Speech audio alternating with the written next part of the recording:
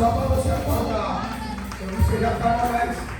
Só para você já estava baixando. Aleluia. Abra sua Bíblia. Êxodo capítulo 16. Louvado seja o nome de Jesus. Êxodo capítulo 16. Nós vamos ler o versículo 1 até o versículo número 4. Amém? Louvado seja o nome de Jesus. Êxodo capítulo 1. Capítulo 16, perdão. O versículo 1 ao versículo número 4. Êxodo capítulo 16. Bendito seja o nome do Senhor. Que Deus continue falando com os irmãos através da minha vida, através dessa palavra. Feliz aqui rever amigos. Deus continue guardando cada um. Aleluia. E livrando de todo mal. Você não encontrou amém? Diz assim, ó. Vamos ler da NVI que está fácil aí para todo mundo. Amém? Toda a comunidade de Israel partiu de Elim e chegou ao deserto de Sim, que fica entre Elim e o Sinai. Foi no 15º dia do segundo mês, depois que saíram do Egito. Versículo 2. No deserto, toda a comunidade de Israel reclamou a Moisés e a Arão. Disseram-lhes os israelitas: quem dera a mão do Senhor nos tivesse matado no Egito. Lá nós sentávamos ao redor das panelas de carne e comíamos pão à vontade. Mas vocês nos trouxeram a esse deserto para fazer morrer de fome toda esta multidão. Disse, pois, o Senhor a Moisés: eu lhes farei chover pão do céu. O povo sairá e recolherá diariamente a porção necessária para aquele dia. Com isso, porei a prova para ver se seguem ou não as minhas instruções. Podemos assentar, glorificando assim o nome de Jesus. O tema dessa mensagem é maná, a provisão de Deus para o seu povo. Todo mundo conhece os fatos que antecedem o capítulo, a narrativa do que lemos agora. Todos nós sabemos que a nação de Israel se tornou escrava de todo o império egípcio. Por quê? Porque um dia, quando José era governador do Egito e havia fome sobre toda a terra, e Egito era o único lugar onde havia fartura e abundância, os hebreus, o povo de Deus, a nação que Deus escolheu para ser um modelo para os povos da terra, decidem a descer para o Egito. O fato de ir para o Egito não quer dizer que era da aprovação de Deus, porque a maioria de nós dizemos que temos fé, mas carregamos uma vida mística. Tudo que a gente vai fazer parece que tem que ter um sinal, tem que ter uma coisa. Tem gente que ora até para escolher uma roupa, é quase um idiota. Por quê? Porque vira uma loucura na vida de um misticismo que Deus não vai aprovar e nem vai fazer. E as pessoas acabam ficando doentes, só porque Israel agora ele não carrega esse misticismo de orar até mesmo para saber o que Deus quer, mas é um povo que toma a decisão sem conhecer a Deus e nem entender a sua vontade. Israel não fala com Deus, mas Israel começa a descer para o Egito, e enquanto José governa no Egito, está tudo bem, está tudo tranquilo, porque nesse mesmo tempo Isaac também pensa em ir para o Egito, porque ele está na terra dos filisteus por nome de Gerar, um lugar seco, inóspito, não tinha comida. Só que antes de ele descer para o Egito, ele fala com Deus. E quando ele fala com Deus, Deus diz: você não precisa descer do Egito.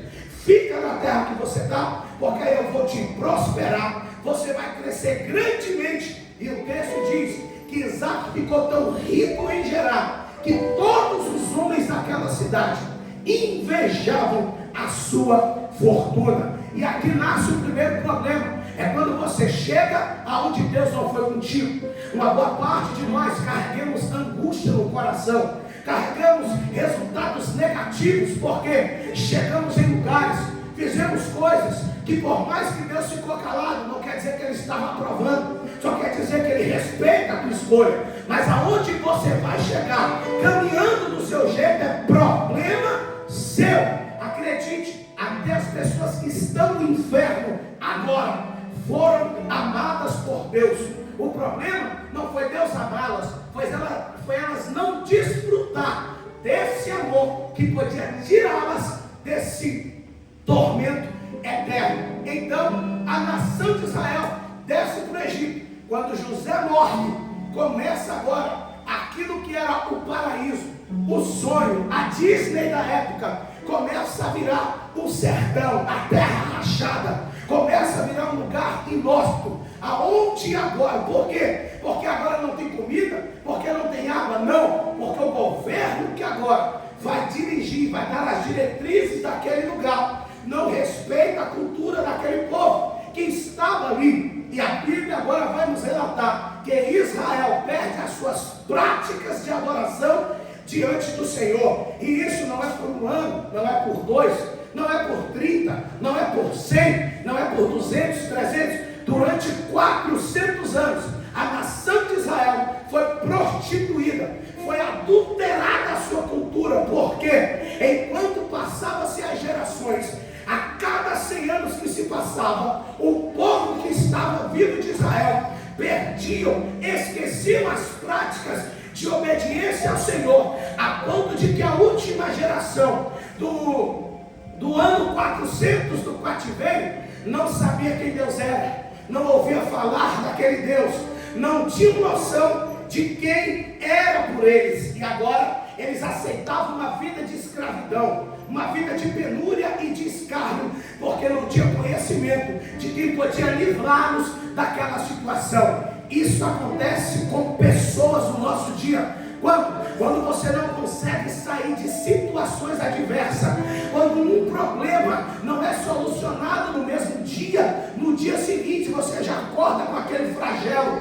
Pode ser uma dívida, um problema emocional, pode ser um problema conjugal, financeiro, social, um problema profissional, pode ser um problema de paternidade. É um pai que tem que encarar um filho rebelde, é uma mãe que tem que encarar uma filha irresponsável, que afronta a idade do pai, e porque tem talvez os seus 20, os seus 15 anos, acha que conhece a vida, e você não conhece a vida, porque a vida não é um marzinho que a gente pinta dentro de um quarto. A vida exige responsabilidade, responsabilidade dói, responsabilidade exige de nós renúncia. E por isso que toda pessoa que tem uma vida vagabunda, ela não é responsável por nada, nem por ela mesma.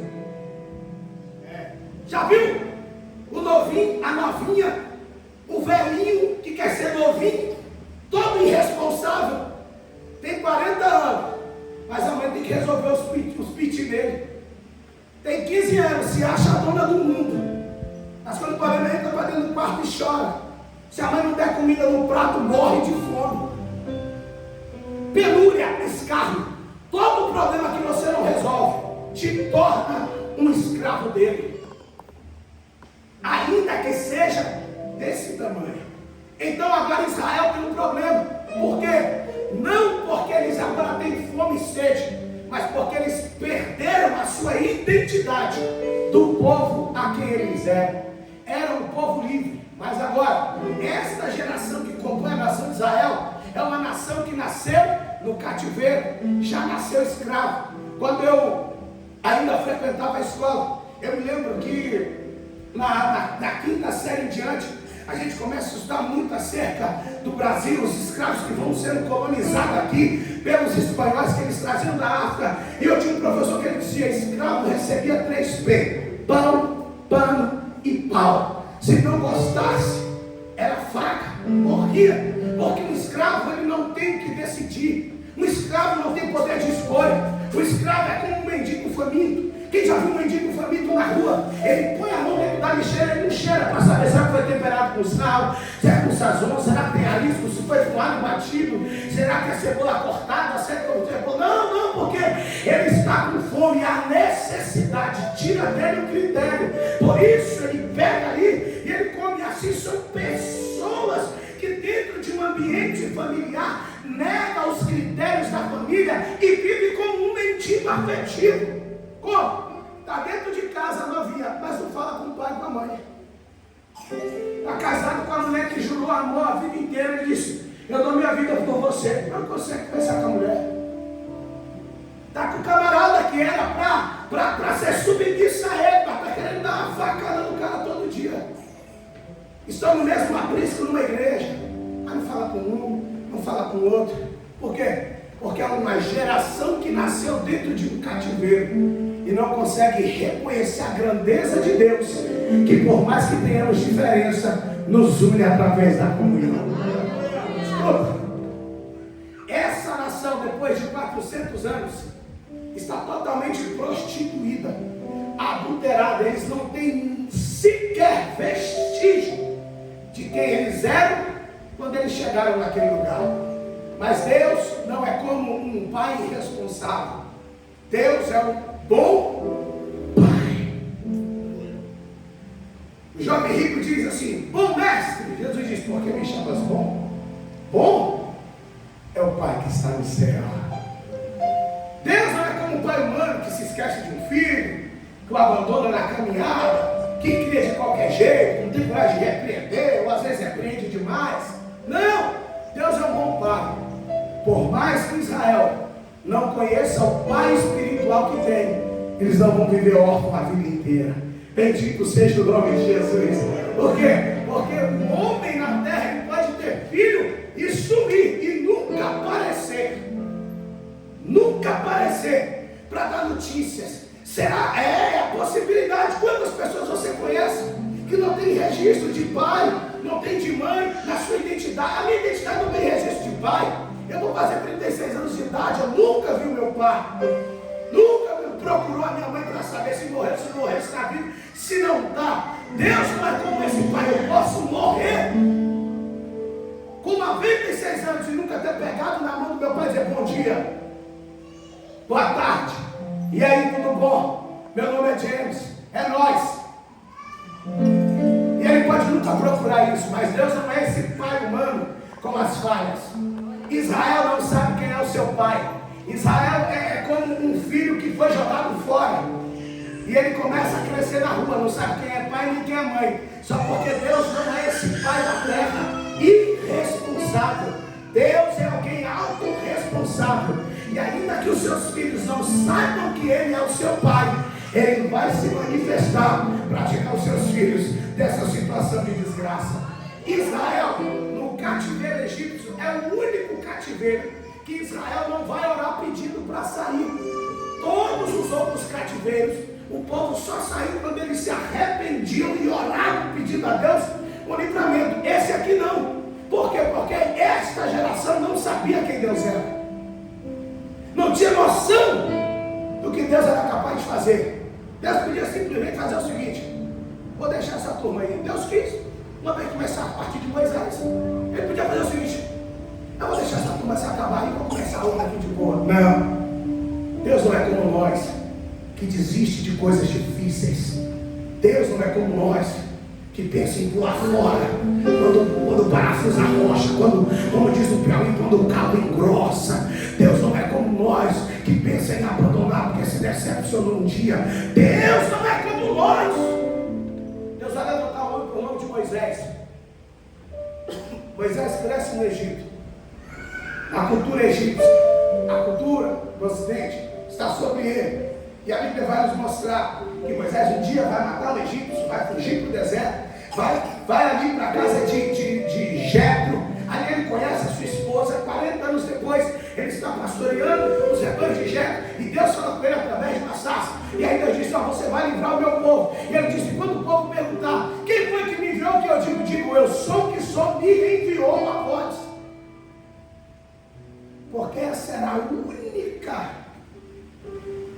vertente que ainda pairava diante daquela nação que estava perdida, sem paternidade, sem alguém que pudesse lhes tirar daquela vida de opressão. Ok, Deus levanta Moisés. Moisés se apresenta, vê as pragas, até que Faraó permite com que o povo vá sair.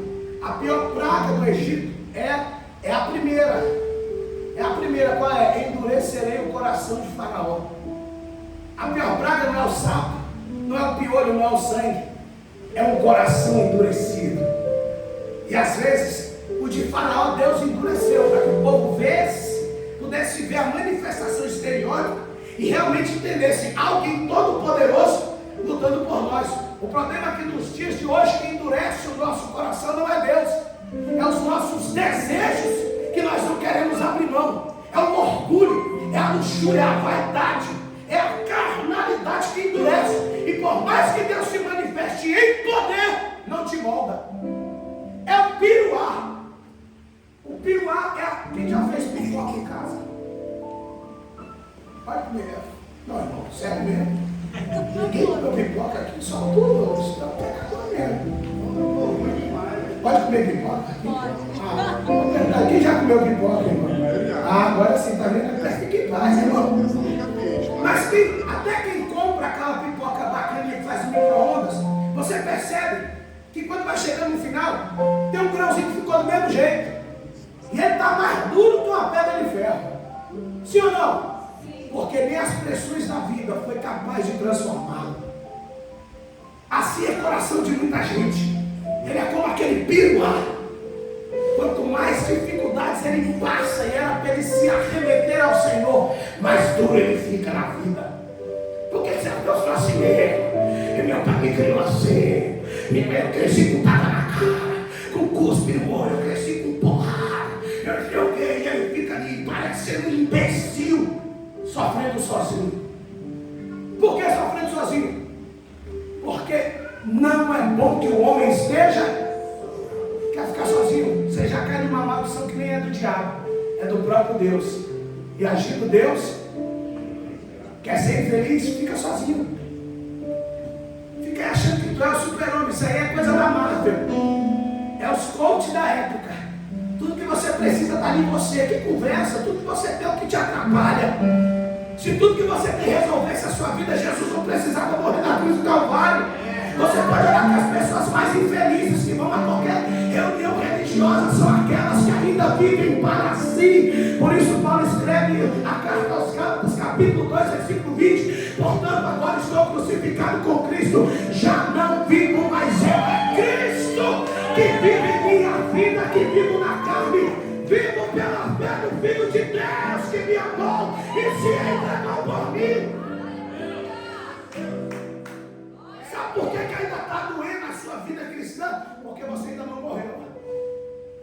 Você está relutando com Deus. Você está relutando. Você tenta ser santo, mas você gosta de ser pecador. Você vem para a igreja, mas quando você volta, você faz um monte de coisa errada. É aquele jovenzinho que vem para o culto, glória. Carrega na Bíblia, eu fico vendo. As meninas, eu fico vendo o Instagram, a gente tem projeto na escola.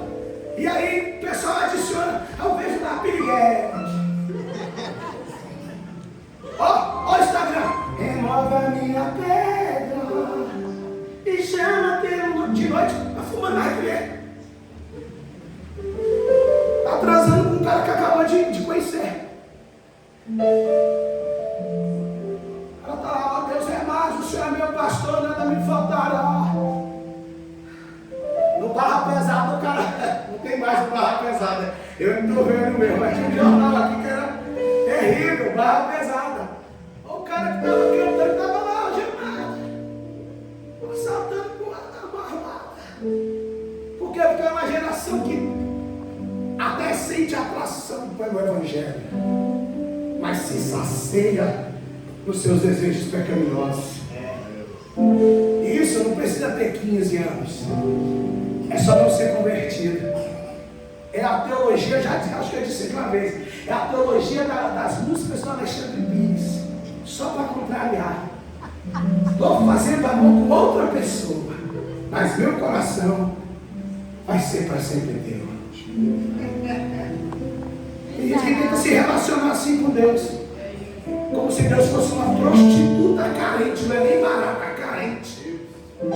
Vai lá, senta no colo de Satanás, deixa Dalila rapar a tua cabeça, a tua aliança comigo, e depois vem, porque se você não sou nada, o problema é seu, irmão.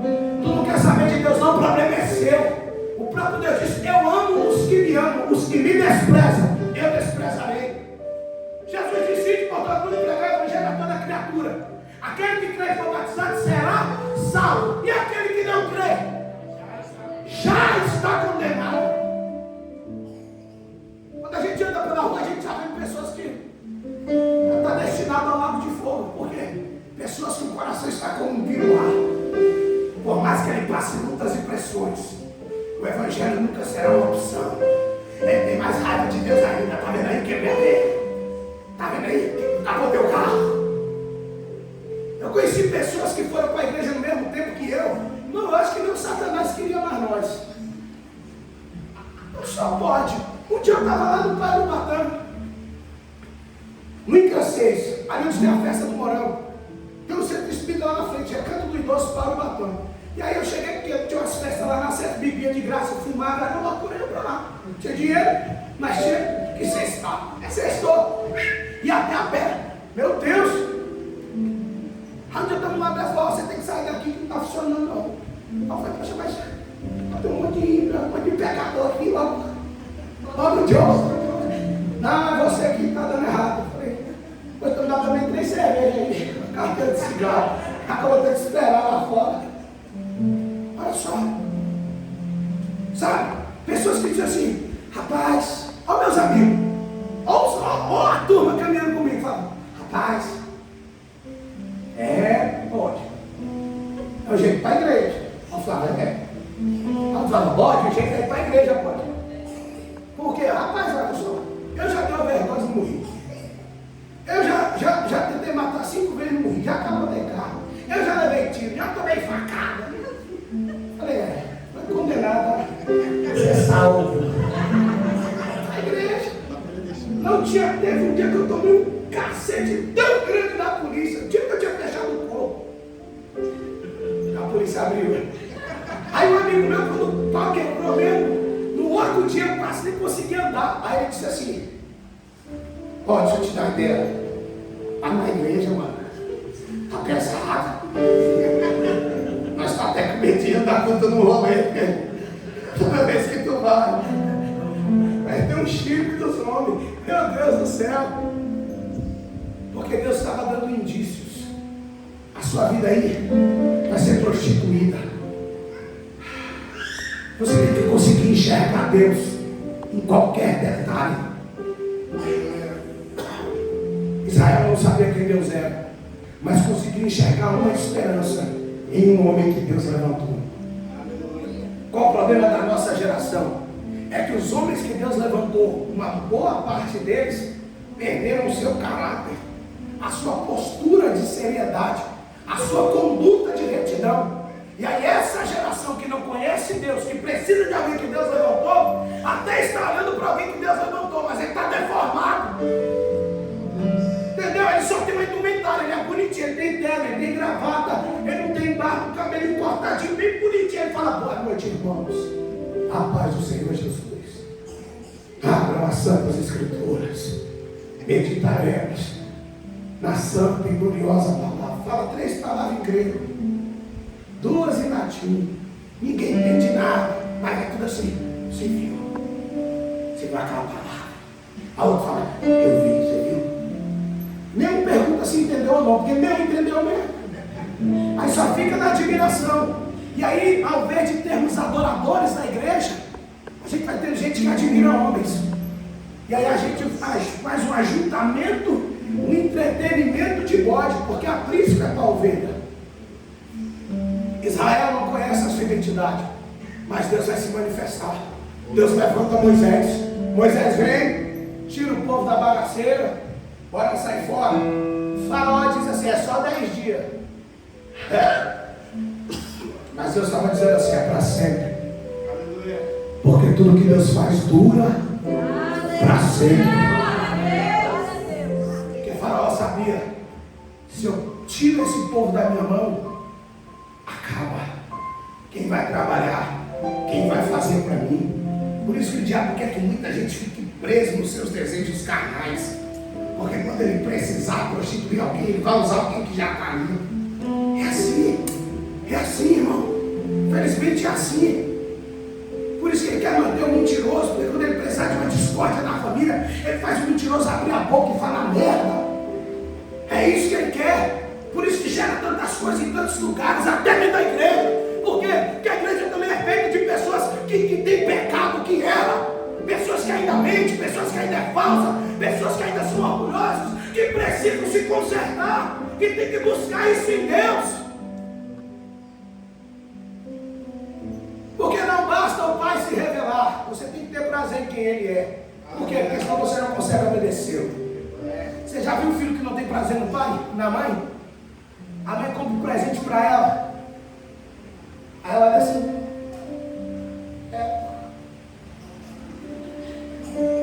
o que foi? É original? Por quê? Porque não tem prazer. Quando você não tem prazer, você não dá a mínima para o esforço. Você já viu aqueles videozinhos que tem na internet?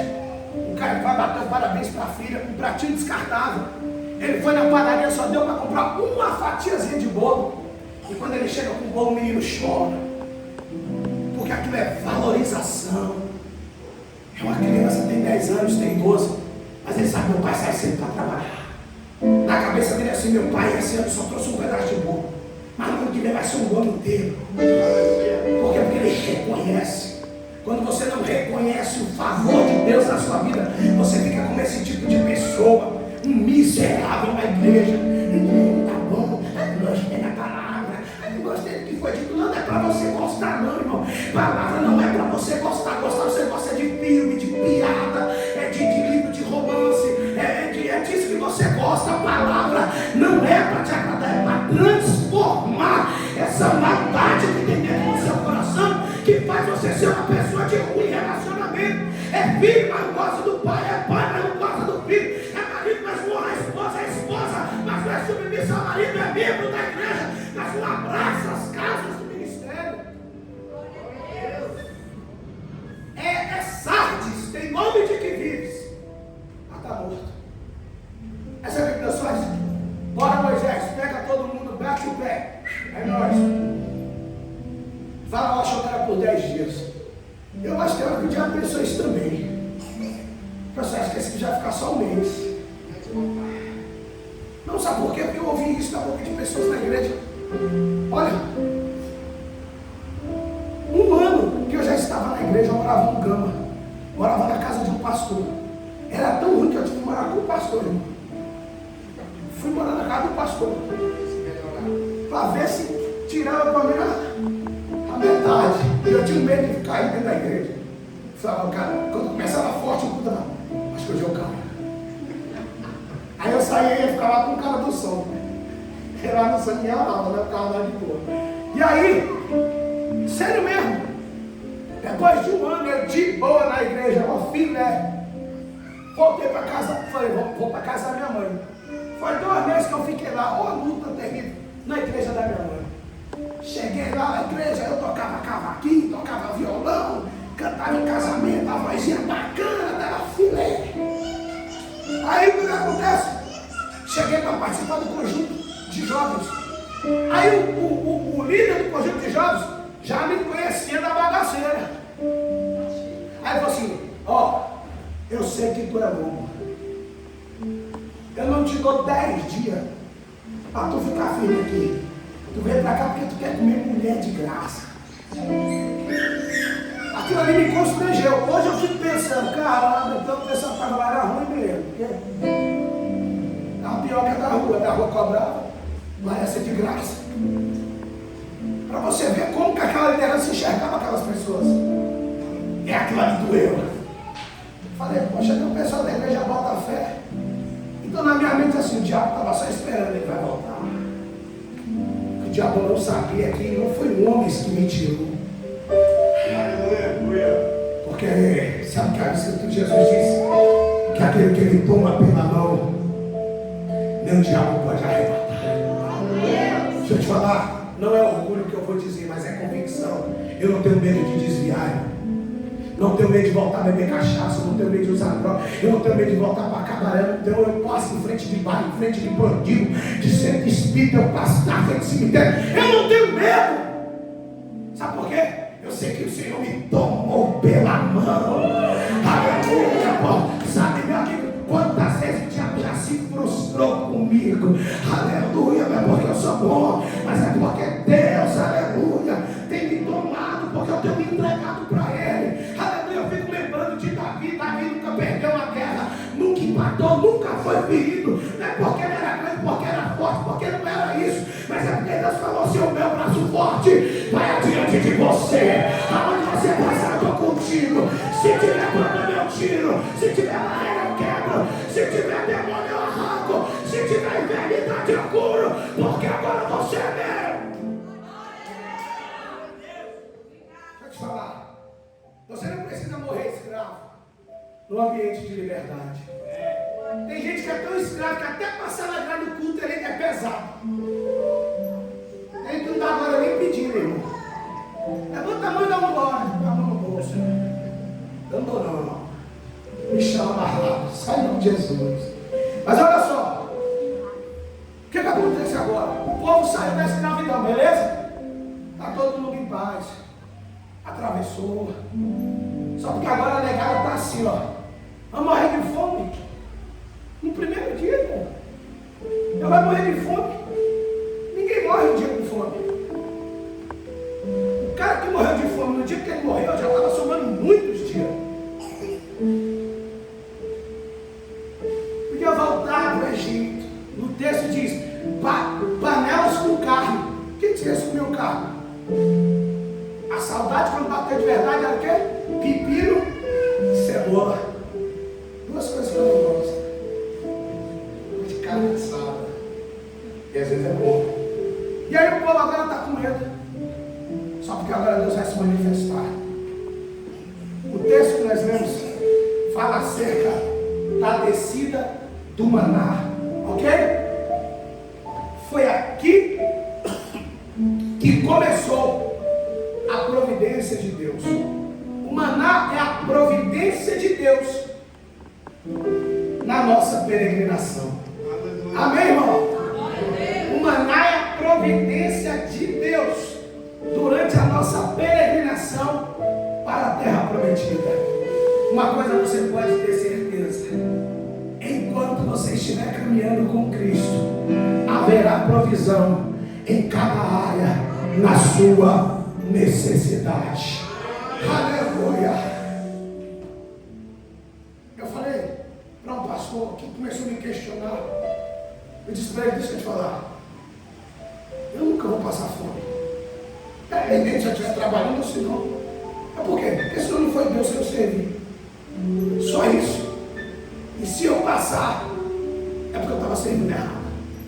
Porque eu creio, irmão, na infalibilidade das Escrituras. Glória a Deus. Davi morreu velho. Ele disse: eu fui moço e hoje eu sou velho. Mas uma coisa eu posso afirmar: nunca vi um justo desamparado, nem a sua descendência mendigar o pão.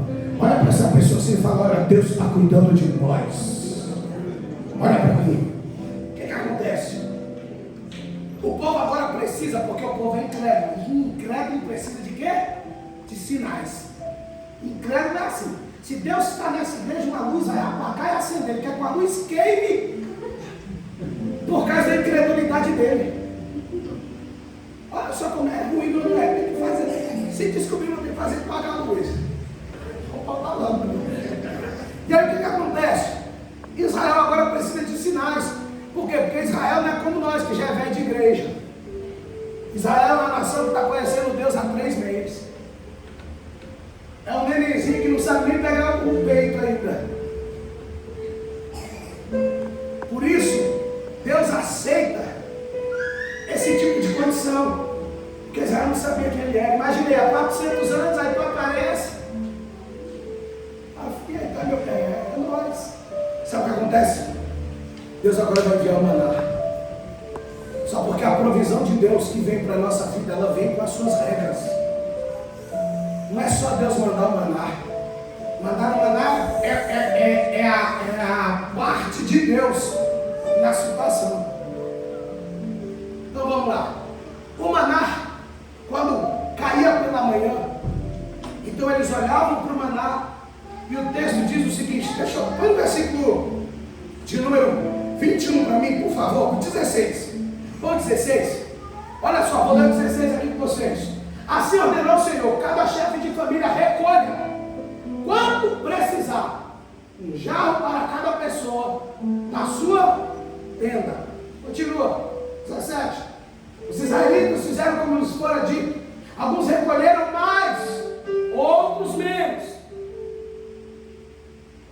Quando mediram com o jarro, quem tinha recolhido muito, não teve demais. que mais? E não faltou a quem tinha recolhido pouco. Cada um recolheu quanto precisava. 19. Olha só, ninguém deve guardar nada para a manhã seguinte, ordenou-lhe Moisés. Todavia, alguns deles não deram atenção a Moisés e guardaram um pouco até a manhã seguinte. Mas aquilo criou bicho e começou a cheirar mal.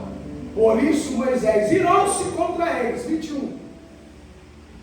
Cada manhã todos recolhiam quanto precisavam, pois quando o sol esquentava, aquilo se derretia. O segundo Midrash judaico, o maná é chamado de o que é isso? Até aqui na própria escritura. Eles olham para o maná e não tem como trazer um nome específico.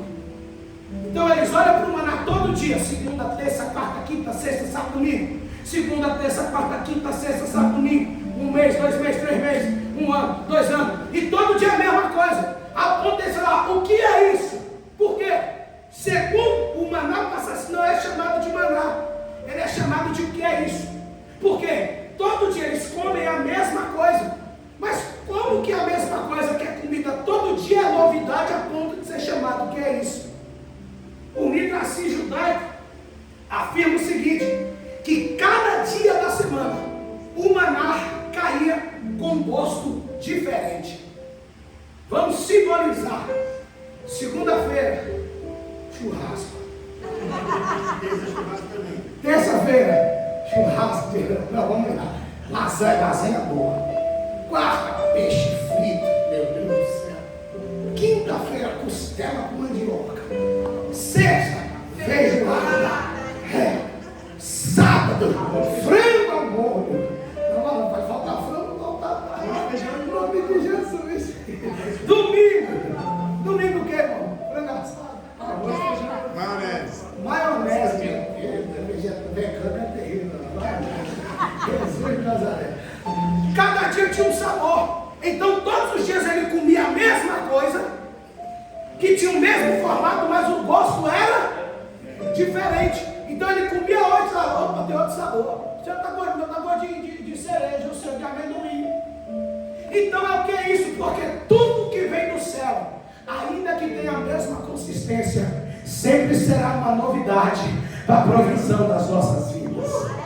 É por isso que você pode vir para o culto todo dia, e ainda que você conheça toda a Bíblia, você escuta eu pregando, escuta outro pregando, e você vai vir para a igreja porque você se alimenta. Aí você fala, rapaz, o que é isso? Você pregou Ezequiel 37, fala isso aqui. O outro pregou Ezequiel 37, fala não sei o quê. O outro aí você já fica com expectativa. Tomara que domingo alguém pregue Ezequiel 37, porque eu quero saber um sabor diferente. Quem não entende isso desvirou beato de igreja. Por que você vai todo dia na igreja para ouvir a mesma coisa? É porque é o ímpio que não sabe o que é o maná. Ele só vê você vindo para a igreja, mas ele não sabe qual é a sensação que você sente quando você entra aqui. É por isso que a gente canta, é por isso que a gente dá glória, é por isso que a gente bate palma, é por isso que a gente sorri, porque o que Deus produz nesse lugar, o Egito não pode nos dar.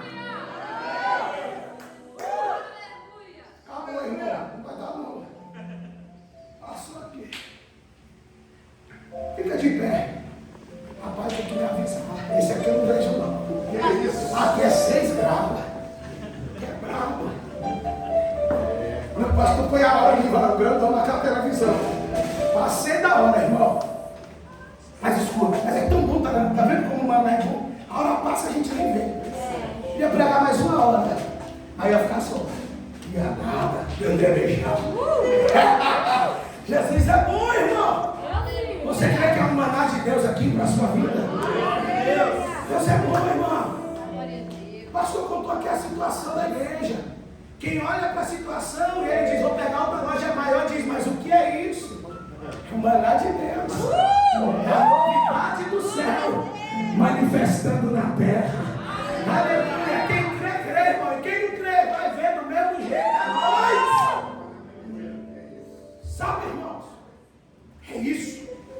É assim que você tem que se mover para que você possa ir à igreja. Se você olha para a igreja como uma classe de vida, como uma perca de tempo, se você você acha que vindo aqui para o culto, eu vou ficar mais cansado para ter que trabalhar amanhã, eu vou dormir mais tarde? Pelo amor de Deus, você vai nem dorme direito. Mas pode vir para o culto que você dorme em paz. Davi disse assim: olha, eu deito logo, pego no sono. Por quê? Porque o Senhor, tem gente que nem tomando remédio está conseguindo dormir, irmão. Nem orando forte. Mas é isso. É isso que Deus tem para mim. É isso que Deus tem para você. É o que, pastor? É uma nova história. Por que uma nova história? Porque isso registra uma nova conduta de caminhada para com Deus. Nas minhas pingaiadas, para mim Deus estava comigo. A gente saía para fazer coisa errada. Falava, não, se Deus quiser vai dar certo. O cara contando com Deus para fazer errado. Meu Deus do céu. Não tem como. Então a gente precisa entender isso. Pois sábado eu fui pregar numa igreja da igreja Aprisco. Quando acabou, fomos lanchar. Encontrei um outro pastor amigo meu. Aí ele disse que estava lá de boa no culto. Chegou um monte de malandro e falou: pastor, ora por nós ali. Mas vai ali assaltar ali. Para nós não levar tiro e nem morrer. Eu falei: poxa. Ele falou: tu faria o quê, mano? Eu falei: eu faria igual a minha avó. Eu te benço, eu te curo. Amanhã você. Sabe, irmãos? Deixa eu te falar. Olha só acabou saindo para roubar, saindo para fazer errado. Isso é que é fé. Ele tem fé que Deus abençoe ele para fazer o errado. E aí tu está aqui na igreja e não tem fé que Deus vai fazer o certo na tua vida. Acorda! Qual é a provisão que você precisa hoje? É as paz do teu relacionamento? É uma boa caminhada com teu filho, com a tua mãe, com teu esposo, com a tua família? Ei, Deus tem esse maná para entregar para você. Deus tem essa provisão para a sua história. Mas aí deixa eu te perguntar: você crê que o maná é maná? Deixa eu te falar, você vai ficar satisfeito com a porção que Deus vai te dar?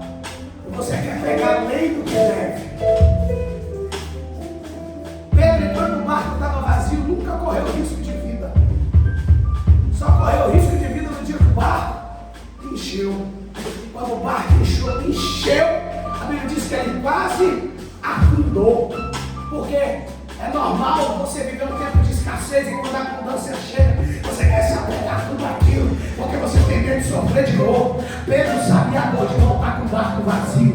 Pedro sabia a dor de lançar a rede e não pegar nada. Pedro sabia a dor de jogar a rede e a isca ser perdido em vão. Pedro sabia a dor de pagar o funcionário e não ter lucro no final do mês. Então quando ele vê que aquela pesca está pegando tudo, ele vai dizendo: para jogar no barco porque a rede é minha. Joga no barco porque Deus mandou, foi para mim. Então quando ele começa a ter muito, ele quase perdia a sua vida. Então ele entendeu: isso aqui é uma provisão de Deus. Vai ter barco cheio todo dia. Ele começa a assoviar e chamar os barcos que estão do lado. Sabe por quê? Quando a providência de Deus chega, ela carrega a minha vida e carrega a sua também. Ela enche a minha casa, mas vai superabundar na vida do meu irmão. Pega na mão dele aí, levanta a mão dele e diz: tem providência de Deus. Deus está mandando a solução.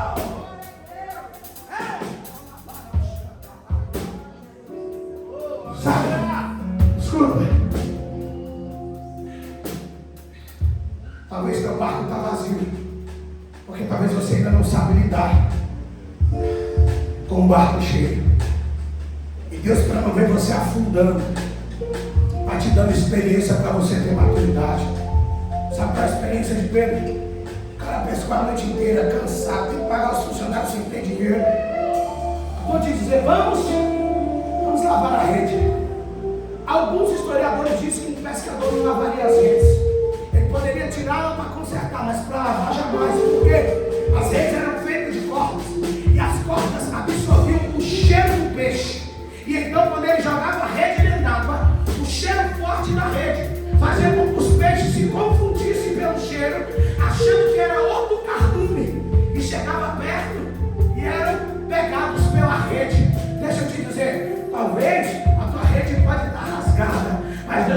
deixar você parar. Jesus está vindo hoje, antes que o Pedro desista, dizendo: volta e lança a rede do lado direito. Ei, essa mensagem aqui é uma direção de Deus para você fazer o que é certo na sua vida. Levanta a mão em nome de Jesus. Eu profetizo agora que o que estava dando errado vai dar certo, que o que estava torto vai endireitar, o que era tristeza vai se transformar em alegria, essa enfermidade vai